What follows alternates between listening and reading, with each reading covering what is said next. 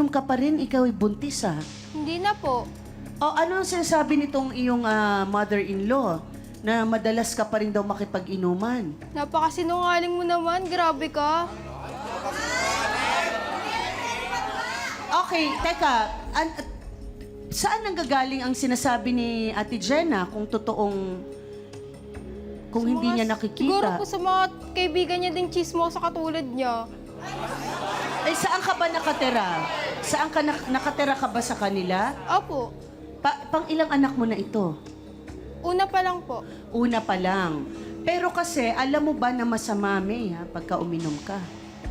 Yung nalaman ko pong buntis ako na ano na lang po yun, nag-sign na lang po yun ng paglilihi ko. Doon ko na po nalaman na buntis ako. Pero di ko po alam na buntis ako nung that time na nagiinom ako. Okay. Hindi, Mama Carla. May buntis ka ba ngayon? Ilang buwan yan? 3 po. Tatlo. Alam ko tatlo ba? Maya kasi hindi halata eh. Yung mga barkada mo alam... Nakaipit po. Yung mga barkada mo alam na buntis ka. Opo. Kasi mamaya kasi hindi alam ng mga barkada, umiinom, di ba? Pero umiinom ka konti. Pag gano'n ba sinasabi mo? Hanggang kailan yan? Ano lang po, minsan-minsan parang tikim lang. Pero pag di ko po nagugustuhan yung alak, wala na. Dahil kaya mo hindi nagugustuhan, dahil reaction yun, first time to na mother kaya hindi pa niya alam. Kaya kung dati gustong-gusto mo yung lasa ng alak at biglang parang di mo na gusto, yan ay reaction dahil ikaw ay buntis. Normal yon. Ayaw mo yung mga pabango. Depende, no? Ayaw mo yung amoy ng sigarilyo at ayaw mo yung lasa ng alak. Pero, meron din totoo, na hindi mo nararamdamang buntis ka, tapos napainom ka pala kahapon ng mga nakaraan. Lalo na sa mga first time na mothers. Pero ang sinasabi ni Ate Jenna, totoo ba na kahit hanggang ngayon na alam niya ng buntis siya, umiinom pa rin siya? Opo.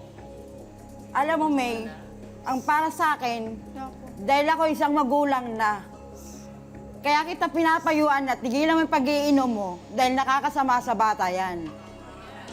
Hindi lang ako nagiinom eh. Wala naman na isang magulang na para hindi kayo correct sa tama, hindi kayo iwiyaan sa mali. Kaya sinasaway kita dahil Hindi na ako bilang nagiinom. Simula na nalaman kong buntis ako dahil iniingatan ko na yung bata. bilang asawa ka ng anak ko, pinangangalagaan na kita. Sila ba ay kasal? Hindi po. Kinakasama lamang, no? O, asan ba ang magulang mo, May? Yung mama ko po kasi wala na. Tapos yung papa ko patay na. So, lumaki po ako sa lola ko lang. Asan lola mo? Nasa malayong lugar po. Sa malayo. Saan? Sa ano po, sa Pasig.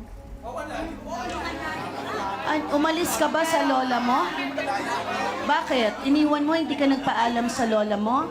Umalis na po ako sa amin kasi grabe po yung ano nila sa akin, pakitungo nila sa akin.